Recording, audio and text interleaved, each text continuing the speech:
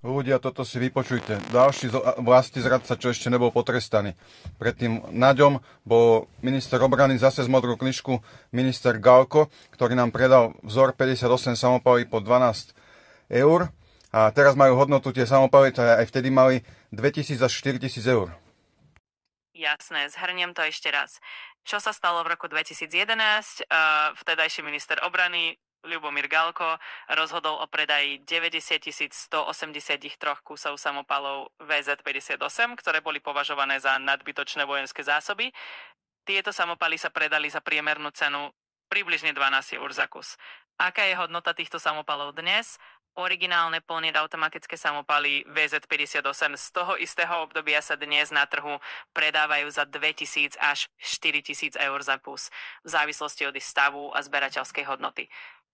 V podstate to znamená, že to, čo sa v roku 2011 predalo za zlomok ich dnešnej hodnoty, by dnes malo mnohonásobne vyššiu cenu. To je dôvod, prečo bol tento predaj vnímaný ako kontroverzný. Ďakujem.